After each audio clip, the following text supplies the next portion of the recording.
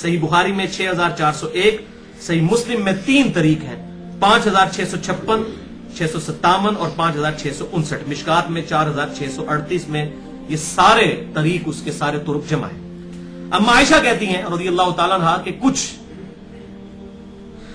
یہودی آپ صلی اللہ علیہ وسلم کے پاس حاضر خدمت ہوئے، انہوں نے اجازت مانگی اندر آنے کی، اور انہوں نے کہا السلام علیکم، نعوذ باللہ، آپ صلی اللہ علیہ وسلم کو کہا تم پر موت ہو۔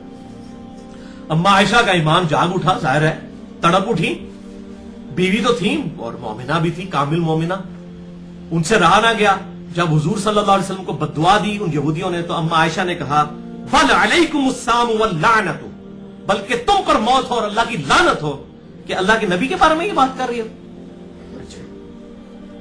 لیکن آپ صلی اللہ علیہ وسلم نے فرمایا حضرت عائشہ سے کہ عائشہ نرمی اختیار کرو، بے شک اللہ مہربان ہے، وہ ہر معاملے میں مہربانی فرماتا ہے اور مہربانی کو پسند فرماتا ہے، نرمی کرو اور سخت گوئی سے پرہیز کرو۔ طائف میں نبی اکرم صلی اللہ علیہ وسلم جاتے ہیں، دعوت دیتے ہیں، حق بتاتے ہیں، لوگ پتھر مارتے ہیں، اتنے مارتے ہیں کہ زید بن حارثہ فرماتے ہیں کہ جب ہم ایک کھیت میں جا کر بیٹھے تو جوتیاں خون کی وجہ سے چپک گئی تھی، کھینچ کے نکالنا پڑی پیروں سے۔ اس کے بعد جبرائیل اترتے ہیں آسمان سے اور ملک الجبال ایک اور فرشتے کو ساتھ لاتے اور کہتے ہیں نبی یہ ملک الجبال ہے، آسمان یہ جو پہاڑوں کا فرشتہ ہے، اگر آپ حکم دے تو طائف 2 پہاڑوں کے بیچ میں بسائے، حکم دے تو دونوں پہاڑوں کو یہ فرشتہ ایک جھٹکے ملا دے گا۔ آپ کہتے نہیں، میں امید کرتا ہوں ان کی نسلیں ایمان لائیں گے، لہٰذا چھوڑ دو۔ مشرکین میں سے ایک شخص آیا اور رسول اللہ صلی اللہ علیہ وسلم کی تلوار درخت کے ساتھ لٹکی ہوئی تھی، وہ تلوار اس نے لے لی اور آپ صلی اللہ علیہ وسلم پر سونت لی اور کہا تو مجھ سے ڈرتا ہے؟ آپ نے فرمایا نہیں۔ اس نے پھر کہا تجھ کو مجھ سے کون بچائے گا؟ آپ نے فرمایا اللہ۔ بس تلوار اس کے ہاتھ سے گر پڑی، اسے رسول اللہ صلی اللہ علیہ وسلم نے پکڑ لیا اور فرمایا تو بتلا تجھے مجھ سے کون بچائے گا؟ اس نے کہا آپ بہتر تلوار پکڑنے والے ہیں۔ آپ نے اس سے پوچھا تو اس بات کی گواہی دیتا ہے کہ اللہ کے سوا کوئی معبود برحق نہیں اور یہ کہ میں اللہ کا رسول ہوں؟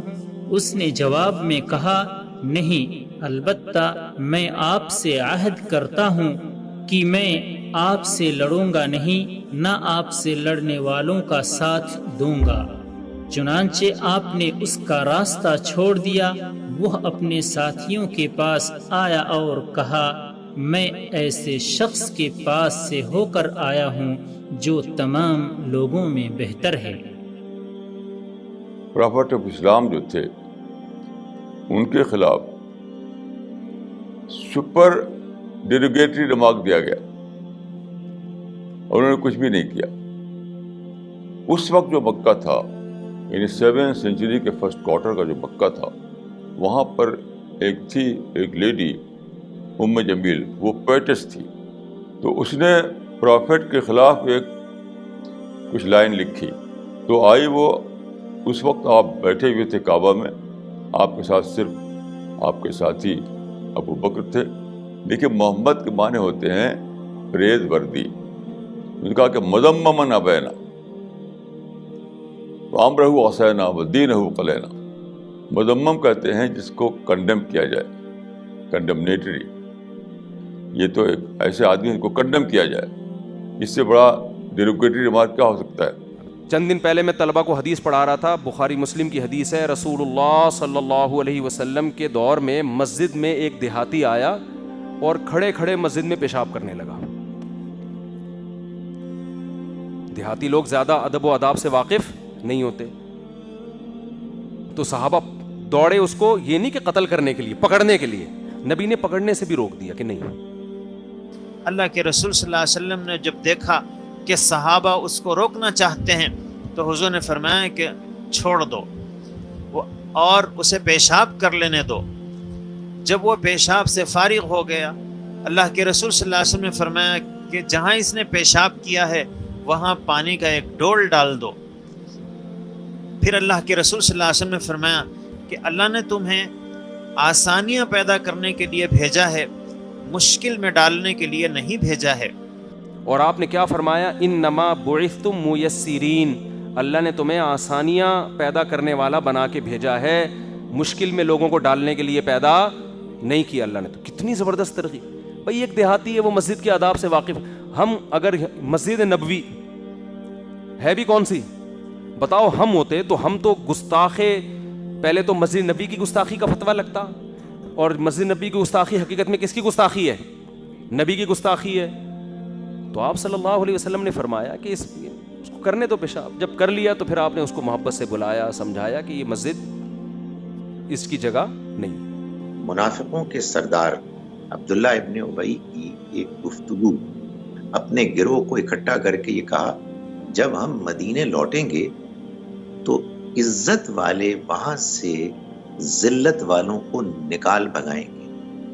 ظاہر ہے کہ یہ ایک بہت ہی گستاخانہ بات تھی، ہم سمجھ سکتے ہیں کہ اس کا اشارہ کیا تھا۔ اللہ تعالیٰ نے جواب میں فرمایا کہ اللہ کے لیے عزت ہے، رسول کے لیے عزت ہے، اور اہل ایمان کے لیے۔ عبداللہ ابن ابی سے بڑا کون گستاخ رسول تھا؟ غزوہ تبوک کے بعد بھی وہ زندہ تھا، نبی علیہ السلام نے، بخاری مسلم میں آتا ہے، اس کا جنازہ بھی خود پڑھایا، اپنا مبارک لواب اس کے منہ میں ڈالا، اپنا کرتا اس کو دیا کفن کے طور پر۔ اس سے بڑی کوئی بات ہو سکتی تھی؟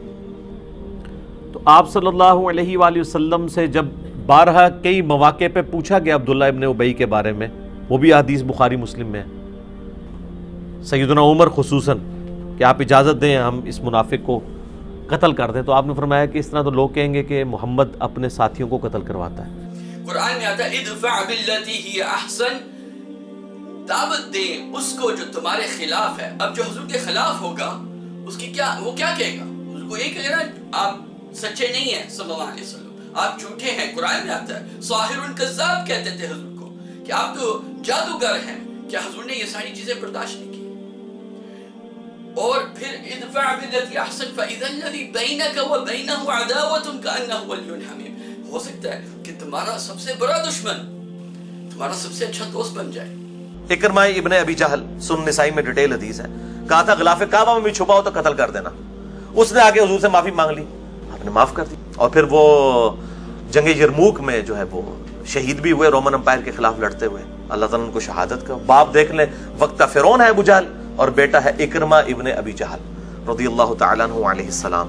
بخاری مسلم میں حدیث ہے، جب ابن ابی بلتا نے نبی علیہ السلام کی مخبری کر دی تھی فتح مکہ سے پہلے، مشرکین عرب کو خط لکھا اس کے اگینسٹ جو ہے وہ مجھے میرے بیوی بچوں کو وہاں پہ امان دے دینا، تو نبی علیہ السلام کو اللہ نے بتا دیا، آپ نے حضرت علی کو، حضرت زبیر اور کچھ اصحاب کو بھیجا کہ فلاں عورت ہے، اس کے پاس وہ خط ہے، وہ مکے والوں کے پاس نہیں پہنچنا چاہیے، وہ پہلے تیاری کر لیں گے۔ سیدنا علی نے اسے پکڑ لیا راستے میں اور کہا کہ وہ خط دے، پھر اس عورت نے اپنا جوڑا کھول کے تو خط دے دیا۔ اب وہ خط آیا حضور کی بارگاہ میں تو آگے ریاکشن پھر تھا، حضرت عمر نے کہا یا رسول اللہ اجازت دیں اس منافق کی گردن کاٹوں، آپ فرمایا عمر چھوڑ دو، تمہیں نہیں پتہ بدری صحابہ کہ اللہ نے اگلی پچھلی غلطیاں معاف کر دی ہیں، یعنی وہ دنیا سے مغلوب ہوا تھا۔ کتنے واقعات ہیں، ذوالخیسرہ تمیمی کا وہ بخاری مسلم میں واقعہ ہے جس نے حضور کو کہا انصاف کر، حضرت عمر نے کہا اجازت دے میں اس کا گلا کاٹ دوں، چھوڑ دو، لوگ کہیں گے اپنے صحابہ کو قتل کرواتا ہے۔ حضرت زبیر کا ایک انصاری سے پانی پر اختلاف ہو گیا، معاملہ حضور کے سامنے پیش ہوا تو آپ نے فرمایا کہ زبیر اپنے کھیت کو سیراب کر کے باقی پانی اس کے لیے چھوڑ دیں گے، یعنی پانی پیچھے سے آ رہا ہے، تو اس پر جھگڑا ہو گیا، تو رسول اللہ صلی اللہ علیہ وسلم نے یہ فیصلہ سنایا۔ اس پر انصاری نے فوراً کہا یا رسول اللہ اس لیے نا کہ زبیر آپ کے پھوپھی زاد بھائی ہیں، یہ سری بے انصافی اور اقربا پروری کا اتہام اور انتہائی گستاخی کی بات تھی، یعنی ظاہر ہے کہ رسالت مآب صلی اللہ علیہ وسلم کے معاملے میں یہ بات کہنا کوئی معمولی چیز تھی۔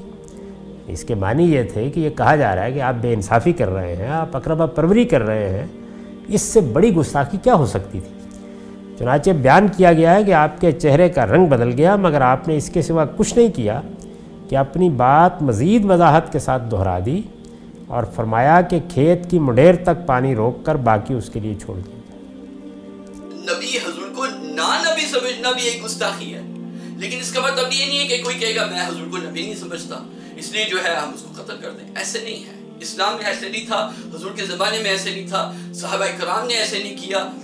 حضور صلی اللہ علیہ وسلم کی گستاخیاں صحابہ کرام کے آگے ہوتی رہی ہیں اور حضور نے ہمیشہ روکا ہے. اگر کوئی صحابی غصہ بھی ہو گیا حضور نے روکا ہے صلی اللہ علیہ وسلم کہ کچھ نہیں کرنا. اب لوگ مثال دیتے ہیں اگر تمہارے ماں باپ کو کوئی اس طرح کہہ دے تو تم کیا کرو گے، تو تم ان کو زندہ نہیں چھوڑو گے. نہیں، ایسے بات نہیں ہے. اگر آپ ایک مرد مومن ہے، وَإِذَا خَاطَبَهُمُ الْجَاهِلُونَ قَالُوا سَلَامًا، آپ سے کوئی جاہل والی باتیں کرے آپ کہیں گے السلام علیکم، مجھے چھوڑ دو، مجھے تنگ نہ کرو ان باتوں کے ساتھ. حسان ابن ثابت رضی اللہ تعالیٰ عنہ کو آپ صلی اللہ علیہ وآلہ وسلم نے فرمایا، اے حسان، جو میرے خلاف باتیں کرتے ہیں لوگ، اور وہ آپ کو کیا کہتے تھے، جادوگر، دیوانہ، ساحر، جو غلط لفظ استعمال کر سکتے تھے گستاخانہ وہ کرتے تھے. آپ صلی اللہ علیہ وسلم نے حضرت حسان کو یہ نہیں کہا کہ جا کے ان کو قتل کر دو. حسان ابن ثابت کو آپ صلی اللہ علیہ وسلم کہتے ہیں، اے حسان، اپنے اشعار کے ذریعے ان کی ہجو بیان کرو جو میری گستاخیاں کر رہے ہیں.